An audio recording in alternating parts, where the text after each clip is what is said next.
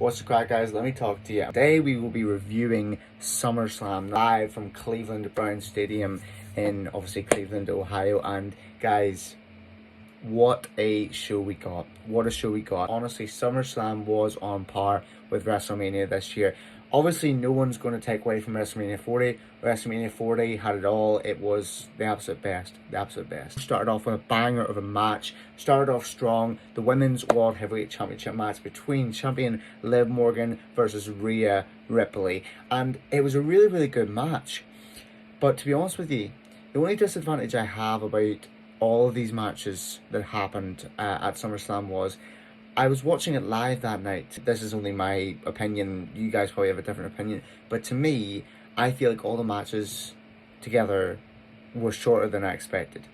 The Rhea Ripley versus Liv Morgan match, really good action, really good twist at the end, but I felt as if it was a bit too short.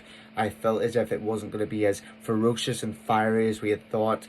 It kind of felt to me as Liv Morgan had the upper hand over Rhea Ripley half the match. You may disagree, and that's okay. Sure, let me know what you think down in the comments. But this was a great match, especially the fact that during the middle of the match, Rhea Ripley's shoulder dislocated, popped out. Kayfabe or not, you know, she sold it very well, popped it out, and then just smacked it against the announce table. And I'm thinking to myself, you know, if my arm pops out of place, or just smack it aggressively against the announce table and against the turnbuckle. So honestly, that was a funny bit in the match, and it was so funny to see Liv Morgan do a dive, do a running dive out of the ring, and Dominic catching her there.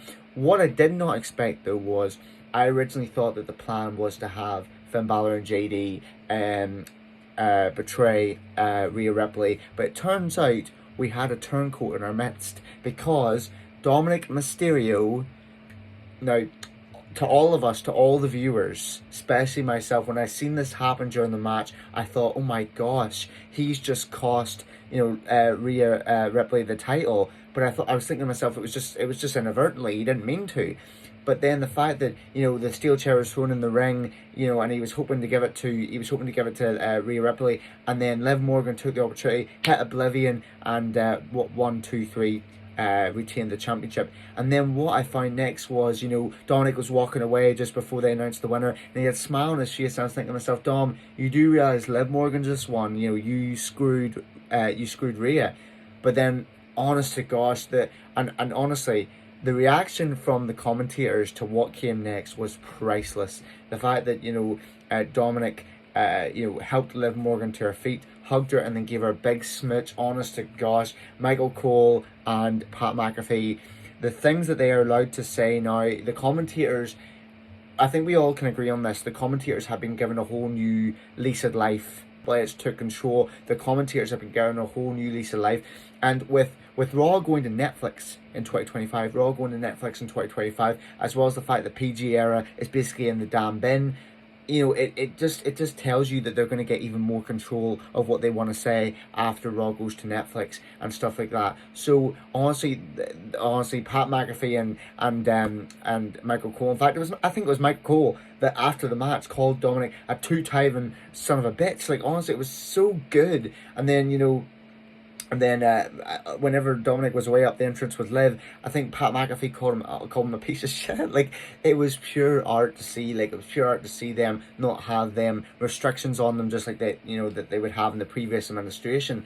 But honestly, no, it was a banger of a match. Rhea is going to kill Dom, and the fact that Dom has now chose Liv Morgan over Rhea Ripley, you've got a sense like where this whole story began. But anyways, before we get into that, this video is not going to be long enough for that. The whole story of Liv Morgan versus Rhea Ripley, that is a story for another day. Anyways, the next match we're going to get onto right now. Now, this is where my opinion from earlier about matches being a bit too short kind of kicked in.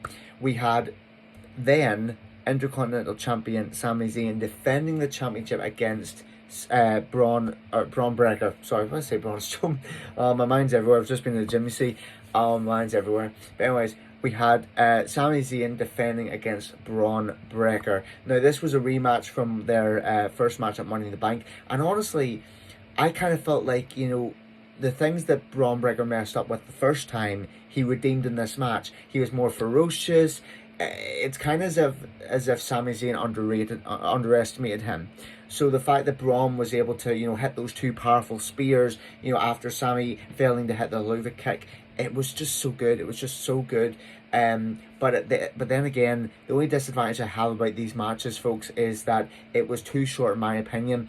I even heard from one of my friends who was also watching that night that some matches were only given about 10 to 12 minutes to really, compete, to have their match. And I'm thinking to myself, some of them only needed that. But others, I felt like this match needed more, where Braun Breaker was just, killing Sami Zayn, and much like WrestleMania with Seth Rollins through McIntyre, Seth had to say, you're gonna have to kill me. I thought Sami was gonna do the same with his championship. I thought Braun Breaker was gonna beat him down so freaking badly that Sami was just gonna have to say to Braun, you're gonna have to kill me to end this. But Braun Breaker, two big spears, Sami loses the championship. And honest to gosh, I don't know what to say about Braun Breaker winning the championship. I genuinely thought, like, my prediction was that Sami Zayn would retain. I just didn't think they would only have two matches before he retained. I thought they would take it on to maybe Bash in Berlin or Bad Blood, because these two guys are getting that kind of feud. Quite possibly this doesn't end at SummerSlam. Quite possibly Sami Zayn comes back for more, maybe a rematch clause.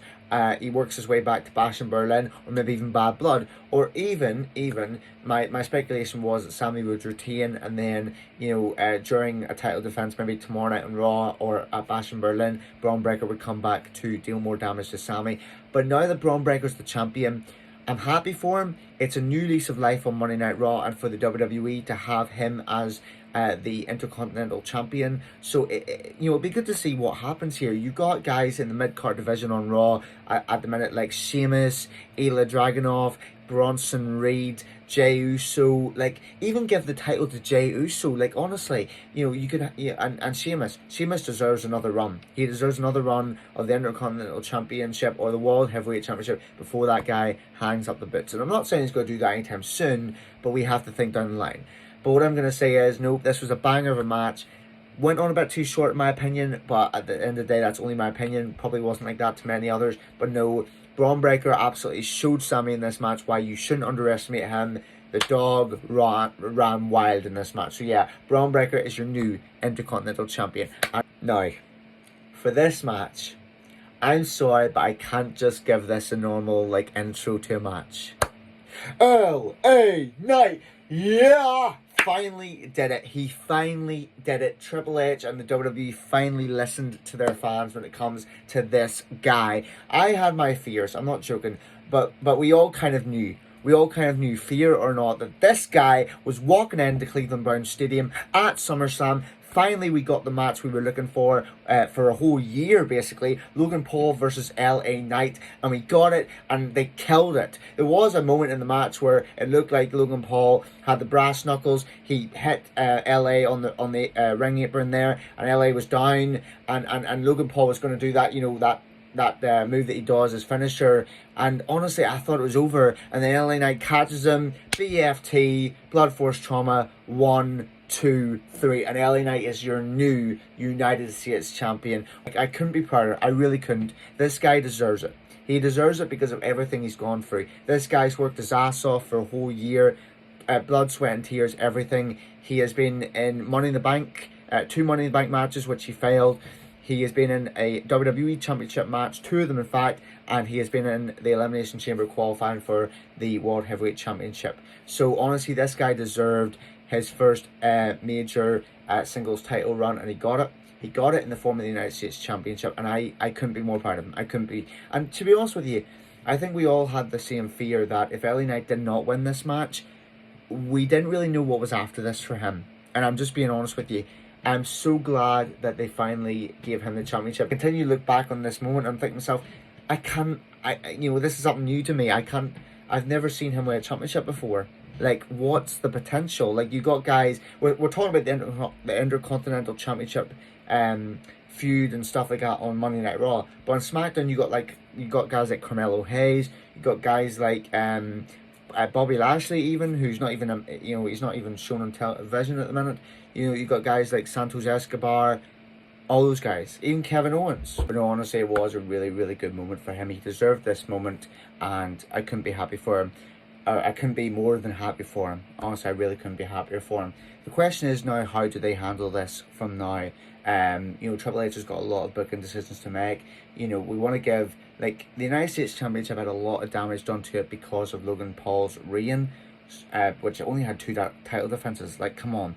So the way I look at it is Logan Paul, he's out of the equation unless he asks for a rematch, and the United States Championship is on someone who's a full timer, someone who will bring prestige back to that championship. Prestige it needs and has long been denied. So the question is, Triple H, how do you book LA Knight going forward as United States Champion now? You need to really make some smart decisions with this guy, because honestly, now that we've strapped the rocket to him and now he's going forward, we need to make sure, they need to make sure that they're making the right booking decisions for LA Knight. Give him strong title defenses, make him a working man, because the United States Championship as well as the Intercontinental Championship, they are working men's championships. So honestly, Triple H needs to make sure that both Braun Breaker and LA Knight need to have really good championship runs. To be fair to you guys, this is going to sound really horrible, but the way I look at it is I am more concerned about LA Knight's championship run than Braun Breaker, because my original prediction was that Braun Breaker was going to lose at SummerSlam, because I didn't think putting the championship on him this early was the right idea, because most of the people we see in the WWE these days who show off that brute force, that ruthless aggression, they don't really have a need for a championship. They don't really need one. Like, I'll give you an example. Like, The Fiend did not need the Universal Championship, in my opinion, because of his gimmick and because of his character. Like, he didn't need it. And another guy that didn't need it, I feel like, is, Uncle Howdy doesn't need it either. Keep that guy away from the championship divisions. He does not need a championship. Keep him with Chad Gable and stuff like that.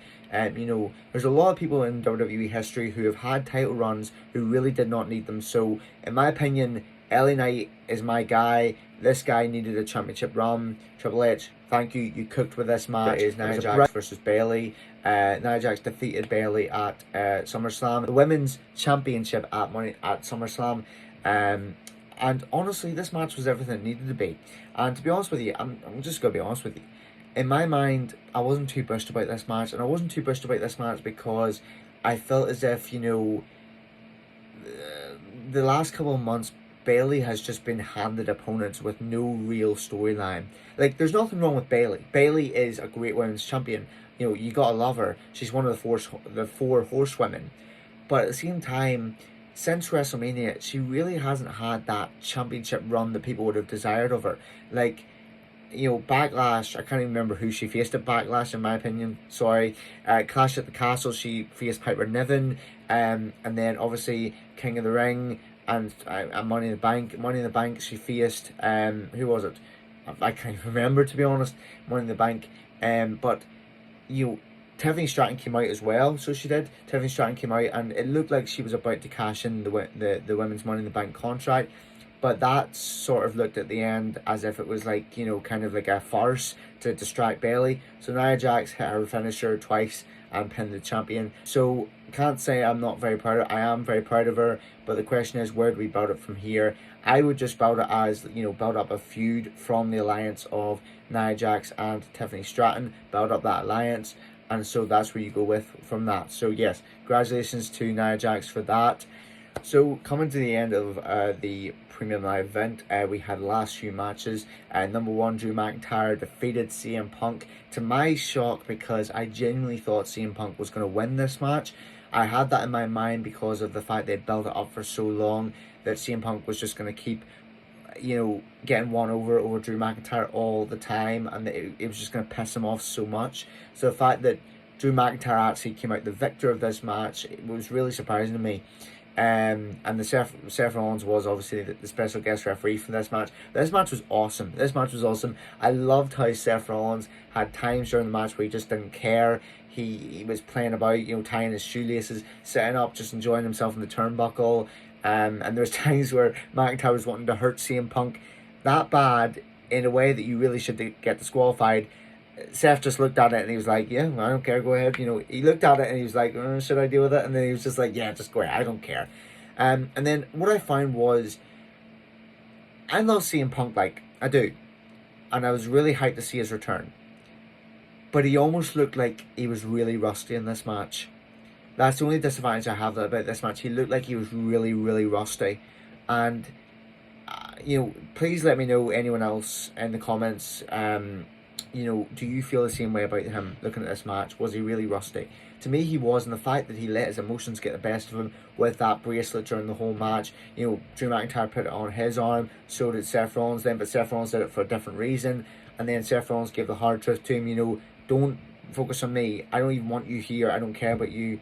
He called CM Punk an asshole at one point during the match. I thought that was freaking cool. And then McIntyre hits the low blow, and then the Claymore, and then pins him for the 1, 2, 3. Definitely expect a rematch, either at Bash in Berlin or Bad Blood. Probably at Bad Blood, with how much these two just freaking hate each other. Possibly going to get a triple threat though between the three of them. But no, it was a really, really good match. Really, really heated match. I just feel like CM Punk was really rusty here. I don't know why. It just looked like he was struggling to, you know, lift McIntyre at times, struggling to even lift Seth Rollins when he gave him a GTA, you know, GTS, sorry. Honestly, my head's going. But anyways, it was a really good match. Loved it. Just the heat of it was absolutely amazing. So yes, Gunther defeated Damian Priest to win his first World Heavyweight Championship. And I'm just going to say it really without, you know, rambling on. Gunther deserved this. They've been building up for so long. Last 2 years, he was the longest reigning Intercontinental Champion. And the fact he was able to take the World Championship, you know, this past Saturday at SummerSlam, it was amazing, amazing booking decision, you know. And the fact that we also got a swerve during the match, Finn Balor came down to the ring, almost looked like at first he was out to help Damian Priest, but it turns out he actually helped Gunther he helped Gunther take the championship, and you just could have seen it coming. You just could have seen it coming, and you could have seen it coming because it's been building up for a long time. And I'm going to go through in a different video all the reasons why, you know, Liv Morgan, Rhea Ripley, Finn Balor and Damian Priest, all these reasons why these things have happened. You know, Dominic turning on Rhea, and now Finn turning on Damian. Finn turning on Damian. The reason why is simple. Damian has been world champion, which is one thing that Finn Balor couldn't do last year. Not only that, Damian Priest has been making himself out to be basically a leader of Judgment Day for the past 6 months to a year, which we found out at the very start of Judgment Day that there's no leaders. There might be no leaders. They're all equals. So you can tell there's a bit of jealousy, like a big bit of jealousy there. So I can't wait to see what WWE does down the line with Finn and Damian. But yes, Gunther definitely deserves this. And it's kind of a coincidence. Now, I don't believe in coincidences, but it's really good planning. This month, we have Bash in Berlin down the line in Germany, and I do believe, in fact I know, that Gunther is going to be a headliner of that. So well done, Gunther. Really, really good decision. The right decision. It would be horrible for him to lose at SummerSlam, and especially the fact that, you know, some people would say that it makes him look weak, the fact that Finn Balor helped him. I don't really think it does. He was dominating the whole match. Gunther, absolute beast. But yes, that was a really good match. Loved it. Honestly, gosh, they've done a really good job with that. Triple H is cooking with this premium live event. And the last match of the night that we'll be covering is Cody Rhodes Championship versus Solo Sikoa, the WWE Championship match. Now this match, honestly, brilliant. Bit of an underrated version of WrestleMania. WrestleMania, I found that Bloodline Rules was really, really good. It was actually better at WrestleMania because you had those legends come out. You had Cody Rhodes' friends come out. It was really amazing. But this kind of felt like a wee bit of underwhelming when it came to Bloodline Rules. I don't think they really needed to be enforced here. Don't get me wrong, it was lovely to see Kevin Owens and Randy Orton out to help Cody. And then obviously honestly the moment of the night, the whole night, the biggest and best moment of the whole night, Roman Reigns, our tribal chief, returns. The original tribal chief. Throw your ones in the air, folks. Throw your ones in the air. I was so happy whenever I heard that thump, that bass go, whenever Solo and Cody were both down on the mat, honestly. And the fact that we were all right, and to be honest with you, we were always going to be right about this. They've been hinting it for weeks and months, basically, that Roman Reigns was going to come back as a babyface, and hit Solo with the spear. So honestly, he helped Cody Rhodes win the championship. Roman Reigns, I think we can officially say, is now babyface, and he is scheduled to be on SmackDown this week as well. So, honest to gosh, amazing premium live event, Triple H. I don't really have anything more to say about that. Lovely seeing Randy there, lovely seeing Kevin Owens there. That is really all I've got for tonight. Thank you all so much for watching. God bless yous. And whose game is it? Will everybody say it? LA Knight. Yeah.